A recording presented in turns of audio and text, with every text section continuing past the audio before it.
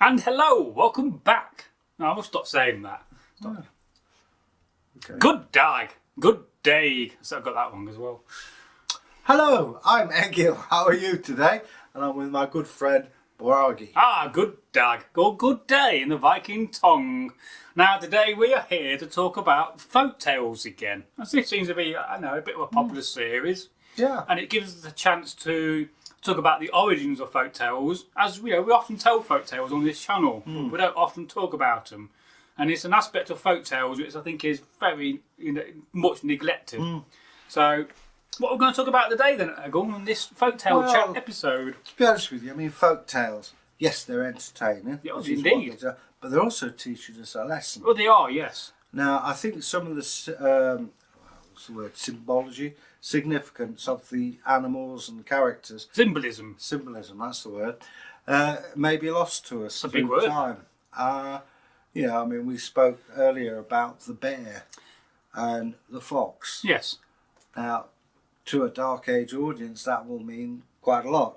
To us, it's a cute little Disney bear and a cute little fox.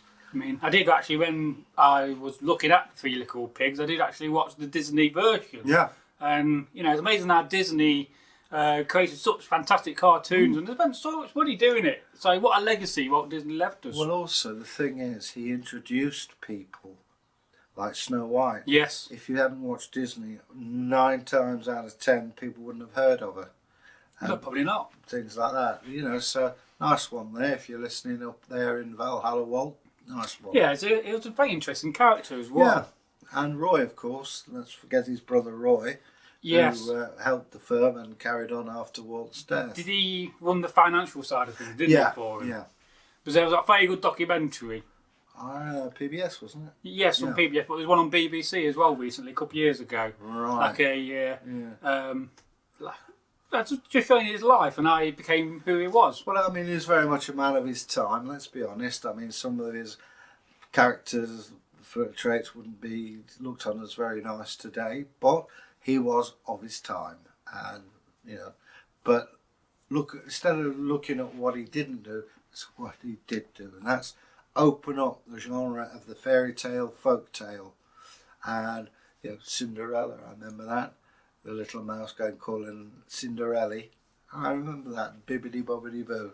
These are things that stick in your mind, which in itself is just, childish entertainment. But when you look deeper, he adapted the tales to make them more acceptable. Oh yes. Snow White it's a very, it got some very deep meaning to it, and it's quite a frightening tale. If you ever read the original version, it is completely different to the one we know. For various reasons, we never told the original version. Well, it's like the original Cinderella when the glass slipper. There's women. Yes. There were some of the ugly sisters cutting bits off their feet, which obviously you don't want your children going to bed. Well, of course not. No. And there was some German version, I think, where they put hot shoes on them. I don't know. Perhaps you guys out there could tell us. But the fairy tale as a whole is a tradition.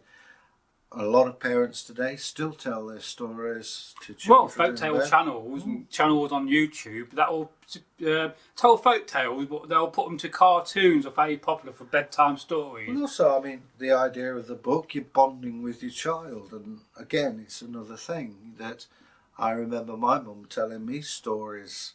I can't remember much of them, but one of them was the lion and the tinderbox, the soldier and the tinderbox, where dogs with big eyes and all that. But again, it's a bonding, it's a connection between parent and child, and it's a way a father can do it, although my father never read one, but you know what I mean, it's a bonding between of course so, yes. Children. Most children in Western society have been growing up with fairy tales. I certainly remember being read fairy tales from a book. We don't have the book now, we got rid of that, gave it away probably.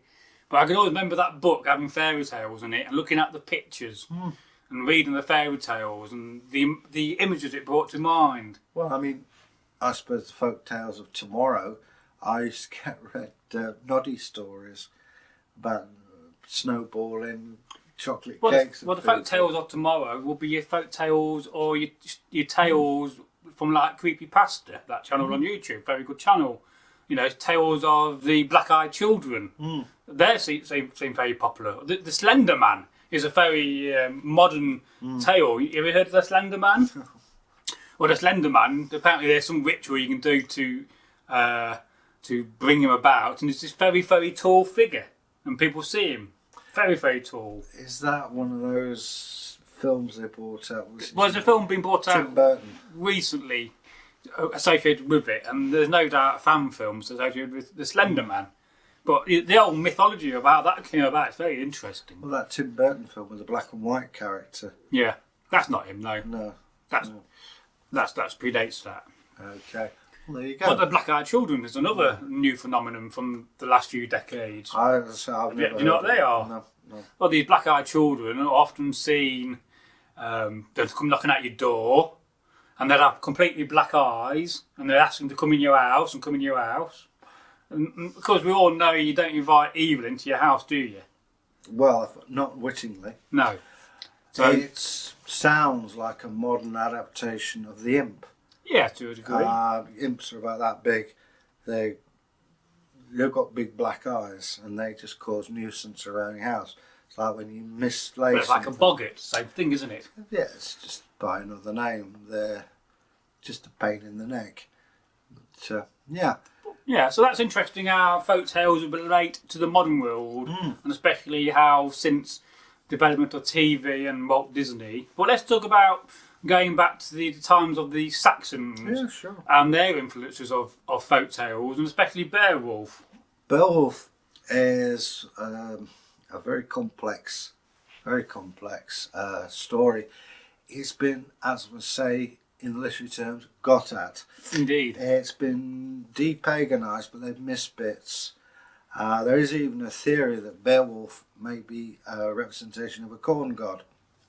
Don't shoot me, that's what I was told. Well, I've not heard of that. However, having dug at Sutton Hoo in Woodbridge, we looked at the mounds of the kings and then reading Beowulf, and Tolkien borrowed from it as well with the death of Theoden, about riding round the mount, and they've got spears. Well, obviously, the hoof marks have gone, the holes for the spears have gone, but the layout in the king's tomb in Beowulf corresponds very closely to what's called the Royal Mound at Sutton Hoo. And of course things like this would have been well known to the average Saxon, whereas today we don't know. Archaeologists will never say we don't know, but we don't know for certain. But it seems highly likely when you put the two together that Beowulf is a good description. It was the sort of story that was read at feasts and was always preceded by "What?" and that sort of, oh, you knew Beowulf was going to be done. And then later on you got the Song of Roland, which is more Norman. But Beowulf was something that everybody knew, and everybody, well, majority of people liked. Priests were a bit cagey about it because it's obviously pre-Christian in origin, and they may have rewritten it down, but you could say that about all the sagas, that they were sanitized is the word, I think. But Beowulf is well, and if you haven't read it, it's well worth it. It's a good poem, and it's, there's a lot of ill ink been spilt over the years about what it means. And do you fancy reading it one day on camera, or perhaps trying to learn it all? Well, That's impossible. I've got a copy with the Saxon on one side and the Yes. English. It would take about 3 or 4 videos, which I'm quite prepared to read it from the book, but I ain't going to do the Saxon because I don't speak Saxon. No, you definitely have to learn how to pronounce it. And Saxon readers out there would get very hot under the collar. I understand that. It's things like, it's like we watch the Antique programme with a certain ex-presenter who mispronounces words, but he does it deliberately, and it annoys me like crazy. You know, Austin is Austin, Gloucester is Gloucester, not Gloucester. And it's, don't get me started. And so if there you were, the average Saxon, you got a bit of coin and you own a small farmstead, where would you go to hear the telling of folk, Beowulf? It wouldn't exactly be a folktale teller or a storyteller come to your longhouse. You'd have bards and people, poets. But the thing is, as you edge towards Yuletide, you have to select what cattle you can afford to keep. So what do you do with that meat? You have a feast, hence Yuletide feast. So for the first time probably in the year, the average poor Saxon would be eating meat and drinking a good quantity of mead. And as you're letting your dinner go down, out comes whack. Remember the tales, and it's that. And you just digesting and listening to it, and the warmth of the fire, the glow of the mead, and maybe you got your wife and you got your arm around her or your girlfriend, and it's sort of atmospheric. It's a bit like when today, if you're Christian, you go to midnight mass, you listen to the 9 carols. My mum used to 9 lessons and carols. In the Saxon times, you listen to the edition of Beowulf and see, we didn't say that last year. It makes you think what's missing, because there must have been other stories other than Beowulf. Well, one of the problems we had, they found part of a Saxon story in the binding of a book. And what happened was, when the Reformation came with Henry VIII, a lot of the documents were destroyed. Yes. Bearing in mind, the guys doing it couldn't read. Yes. And cared even less, probably. It's why I don't like Henry VIII. He's not the most popular king, is he? But I think it was in Victorian times, this guy bought a book who happened to work for the British Museum. The binding came out and there was Saxon writing. So how many other bits in there? It does make you think, But you see, people think, today, we've got computers, blah, blah, blah, blah. Are going to have a well-known? No. And if you sit and think, what today will survive? Because we don't know how long plastic lasts. Well, plastic will last a relatively long time. Well, at Derby Museum, they... But I don't think people will be going in the future and digging into a bank and digging out the wealth of today. Well, like the old days when they throw away things, and you could throw away a nice cob beer bottle, and they're worth £3,000-4,000 then. Well, what we did at Derby, well, I didn't. The person who conducted this experiment, he buried plastic articles, and after 10 years, it's got what we call plastic cancer. The coloration had come out, and it was very putty-like. Now, who's to say that on 99 years from now it'll just disappear? We don't know, because it's not been around that long. CDs, DVDs are all made of plastic. Now, let's talk about archaeology. I was talking to my good friend Nigel the other day. Hello, Nigel. I know you don't watch the content. He was talking about hairs and how hairs don't deteriorate. Now, is this true? And every bit of soil there's hairs that are 1,000 years old. Is that just a myth? It depends on the soil conditions. If you have what's called anaerobic soil, which is black, yes, and York is very lucky, it'll preserve organic material like leather. I've dug up 1,000-year-old leather and sticks and wool, bits of cloth, and hair. Now, hair is very peculiar. In the right circumstances, yes, it preserves, but it goes bright ginger. And that's a chemical reaction. If you go, I can only use this as a reference, Derby Museum, look at the mummy, Pippi, and you'll see his hair is red. Yeah, well, most of our viewers live in Derby. No. But even come to Derby, please visit the museum. Most museums will have, if you go to a place nearby where you know there's a body, the hair will be ginger. And it's just the way it is. We know the Vikings dyed their hair with henna because it's an imitation of Thor, right, and for good luck. But some places, yes, he's right, hair does survive. Right. In other places, not even skeletons survive. If you go to Sutton Hoo, and this is an interesting thing, the actual body itself has gone. But if you imagine a brown man in a brown bath, slightly darker than the water surrounding him, you get a 3D sculpture of the person. All that we found in that was little bits of tooth enamel. But if you look closely, you'll see that the hair of the body is down to there, at least. And hair length was a sign of wealth, in that people in power had long hair. And I reasoned, and this may be out, pre-Christian times you said you were descended from Odin. Christian times you said you were descended from Jesus, house of Jesus. Jesus began, was a sect that never cut their hair or beard. So in imitation of that, or complimenting him, you didn't shave your beard or cut your hair. There is a case of a Frankish king who someone shaved his head when he was asleep. He had to go to a monastery for 6 months for his hair to grow. Oh. Because nobody had taken any notice of him. Oh, I heard of that one. Well, let's get back to what we should be talking about, folk tales. Yeah, okay. We're going off massively of subject there, which we sometimes do in these videos. We just go with the flow, don't we? Yeah. So we talked about how the Anglo Saxons would have saw folk tales. There's very few folk tales left from those times. They would have been passed down over generations, and they would have continued the medieval times. But let's compare the Saxons to the Vikings and their storytelling. Well, I was going to say, fairy tales are a way of communicating your pre-Christian faith. Yes. Like the fairy godmother. Fable. Yeah, fairy godmothers, things like that, and all that kind of stuff.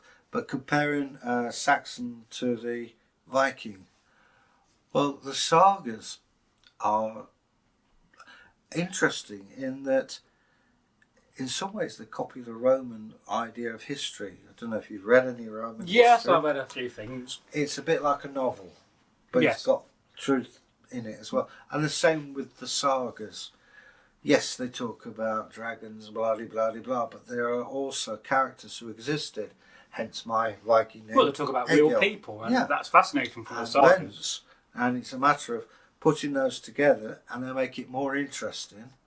I mean, let's face it, when you've had a horn full of mead or two, you don't want a long list of Harold did this and Eric did that. Yeah, well, if you're a storyteller, you would have told that story 1,000 times or more. Yeah. You'd know it off by heart. Everybody wants a bit of change. And talking about real characters, I often see real characters from actual life in the sagas.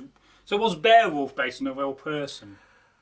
I don't know is the short answer. As I said earlier, there is a feeling that maybe it was a deity that's been renamed, and it's so people could focus on it. It was equated with like the heroes of the time. Well, Beowulf was a hero because only a hero can hurt an undead character, which is this case Grendel. He's a bit like Superman. Yeah, in a way, yeah. Superman, yeah. Yeah. Only the dragon can kill him. Is it a long ship? Is it a bird? Is it a plane? But you see what I mean? Only the dragon kills him after all this, and he's holding his breath underwater and killing Grendel and killing Grendel's mother, and you name it. And do you think Beowulf has some influence on St. George and the Dragon? It's possible. I mean, St. George himself was... When is St. George's Day? April 23rd. Wow, it's also Shakespeare's birthday and death day. So I have to get a folktale out for that day. Wow. Yes. Now, that's something we could just talk about briefly before we end this video. If you can think of any specific, can't say that word right, any dates. For instance, we're coming up to St. Patrick's Day. So what we're planning to do is release a few Irish folktales that week. Maybe have a glass of stout. When you read them at home and learnt them. So that's your homework for this week. So if you can think of any historical events or dates, another one could be Lucky Leaf's Day. This is old in America. Right. So we could do a video on Lucky Leaf Erikson. And also you've got Independence Day as well. Well, we did that last year, so we'll probably do another Independence. I think we owe our American friends one third of our people who watch our content are American. And don't forget, let's not forget Canadians as well. They watch as well. So we love Canadians equally as we love We're Americans. internationalists. We are international. We love all you people. Don't you, Egil? Yeah. Everybody. So, on that point, we're going to finish this chat on folktales. Well, it's been a bit of a random chat, but some days these chats are like that. Yeah. And if you have any suggestions for the next episode or any suggestions for any videos, like to contribute some of your comments. As we say, we're not the be all and end all, and we admit that. You know, anybody out there does research. We're always looking for people to do research for us, Yeah. to provide ideas for content. And on that point, I'm going to say goodbye. I'm going to say thank you very much for watching. I hope the weather's fine where you are, and farewell. And if you're new to the channel, what should they do, Egil? Press the subscription bell, and please, we've said it before, we'll say it again, yes. Leave us a comment. We love your comments. Your comments shape what we do, and we'll listen to what you've got to say, and we will get back to you when Tom gets his computer steamed up. No, I'll do the comments. Oh, you do that? Tom don't do the comment. Tom runs the Saga blog for us. All right, well, sorry about You're getting that, Tom. confused there. Yeah. But he has promised and said he'll do some research for us, but we'll see whether that happens. I gave him a couple of things to do, research. One on the folklore of cats, because I don't have time to do that. And I said if you could research some Anglo Saxon phrases, because if you want to come on the channel and do some content there for us, because I don't think we've got time to cover the language. Well, also, what about the onion? And of course, we've got Tom the Teenage Onion as well. Yeah. Goodbye. Bye.